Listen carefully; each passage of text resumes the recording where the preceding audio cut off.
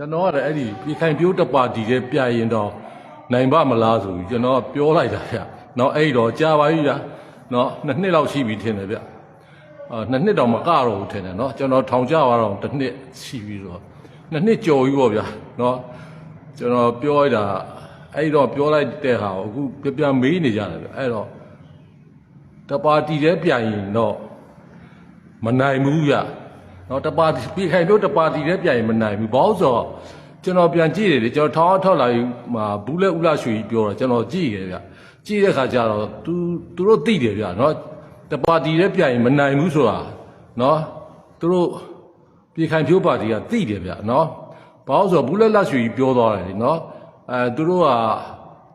သူတို့နဲ့ပြိုင်ဘက်ပါတီရှိတော့ဗျ၄-၅ပါတီနော်အဲ့တော့မဲလာပေးတဲ့လူတွေကနော်သူတို့ထောက်ခံတဲ့လူတွေကပြည်ခိုင်ပြိုးကိုမဲပေးမှာပေါ့ဗျာဒါပေမဲ့ကြံတဲ့လူတွေကမဲတွေကကွဲကုန်ပဲဗျာနော်သူတို့နဲ့ပြိုင်ပဲဥမာ9ပါတီလောက်ရှိရင်9မဲကွဲသွားမှာပေါ့ဗျာဒါကြောင့်ပြည်ခိုင်ပြိုးကအခြေအနေကောင်းပါတယ်ဆိုပြီးတော့နော်ဘူးလဲဥလာရွှေကြီးကပြောသွားတယ်ဗျာနော်အဲ့တော့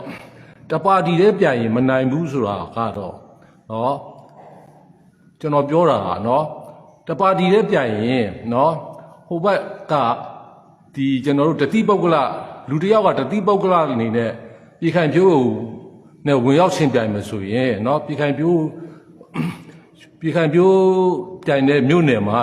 เนาะပြည်ခိုင်ပြိုးကတပါတီနဲ့ပြိုင်နေဆိုပါတော့เนาะကြံတဲ့လူတစ်ယောက်ကပါတီမရှိဘဲနဲ့တတိပုဂ္ဂလနဲ့ဝင်ပြိုင်မယ်ဆိုရင်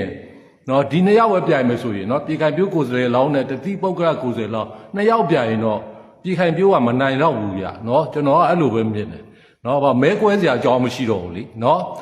ဒီ2ယောက်ကိုပဲမဲပေးရမှာပြည်ခိုင်ပြိုးပေးမလားပြည်ခိုင်ပြိုးထောက်ခံတဲ့လူကပြည်ခိုင်ပြိုးပေးမယ်နောက်တစ်ယောက်ကပြည်ခိုင်ပြိုးမထောက်ခံတဲ့လူကဟိုဒါပေးမှာပေါ့နော်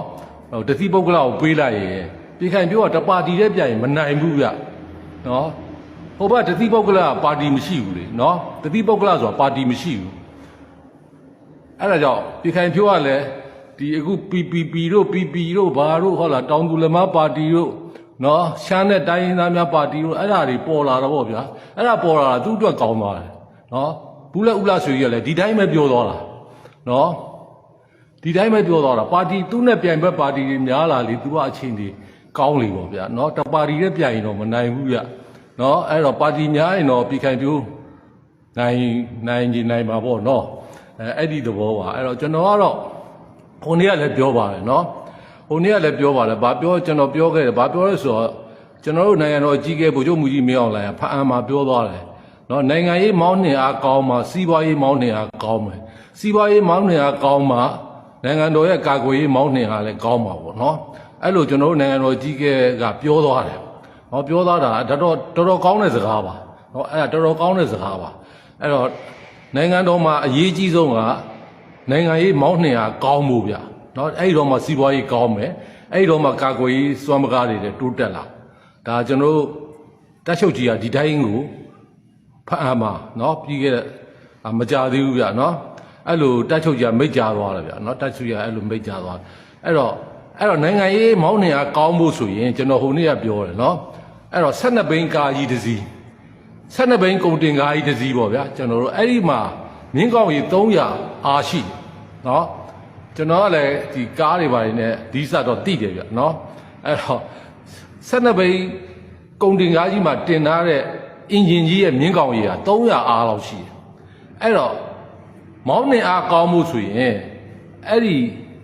နော်12ဘိန်းကားကြီးကိုမောင်းနှင်အားကောင်းမှုဆိုရင်မြင်းကောင်ကြီး300အားနဲ့မောင်းအောင်ကားတစ်စီးမှာမောင်းနှင်အားကောင်းမှုကဒီသူ့နဲ့အင်ဂျင်ရဲ့မြင်းကောင်ကြီးများဖို့လို့နော်အဲ့တော့နိုင်ငံရေးမောင်းနှင်အားကောင်းမှုဆိုတာပြည်သူလူထုရဲ့နော်ထောက်ခံမှုလို့လေပြည်သူလူထုရဲ့ထောက်ခံမှုသည်ပြည်သူလူထုရဲ့အားသည်နော်ကားကြီးကုန်တင်ကားကြီးတစ်စီးမှာအင်ဂျင်ရဲ့အားနဲ့တူတယ်နော်ပြည်သူလူထုအားကောင်းမှနိုင်ငံရေးမောင်းနှင်အားကောင်းမယ်အင်ဂျင်အားကောင်းမှဒီကုန်ကားကြီးရဲ့မောင်းနှင်အားလည်းကောင်းမှာ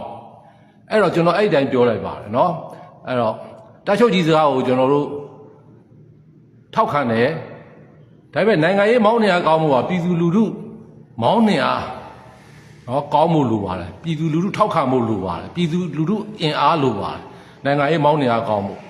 ကုန်ကားကြီးတစ်စီးရဲ့မောင်းနှင်အားကောင်းမှုဟာဒီ engine ရဲ့ power เนาะ engine ရဲ့အား engine ရဲ့မြင်းကောင်ကြီးအားလိုပါတယ်အဲ့တော့ဒီ12ဘိန်းကားကြီးဆိုရင်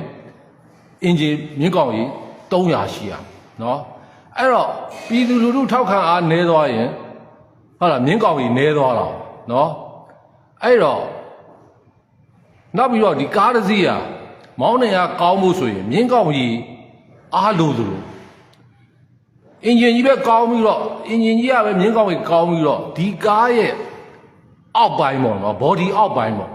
နော်ကားမှာဆိုတာ body ကောင်းရမယ်နောက်က body ရဲ့အောက်ပိုင်း body ရဲ့အောက်ပိုင်းဆိုတာဒီ software တို့နော် coin spring တို့လေးတို့စရှိတီပြောပါတော့အောက်ပိုင်းလည်းကောင်းအောင် body ကောင်းအောင်အောက်ပိုင်းကောင်းအောင် engine ကောင်းအောင်နော် engine ကတော့လူထုထောက်ခံမှုပေါ့နော်အဲ့တော့ body အောက်ပိုင်းကောင်းမှုလည်းလိုတယ် body အောက်ပိုင်းကြက်ခိုင်မှုပေါ့နော် body အောက်ပိုင်းကျတော့ကြက်ခိုင်မှုလို့ body အောက်ပိုင်း engine ကြီးပဲကောင်းပြီးတော့ body အောက်ပိုင်းမကြက်ခိုင်ရင်လည်းဒီကားအန်ရကြီးတယ်ဗျနော်ကားလည်းဟိုဟာတွေနော်ကားကတိမ်မှောက်သွားနိုင်တယ်နော် body အောက်ပိုင်းမကောင်းရင်တစားစီတော့ပြုတ်ထွက်သွားနိုင်တယ်နော်အဲ့တော့ body အောက်ပိုင်းကောင်းမှုလည်းလို့နော်အဲ့တော့နိုင်ငံရေးမှာလည်းဒီတိုင်းပဲပြည်သူလူထုထောက်ခံမှုအားကောင်းဖို့လိုသလိုနော်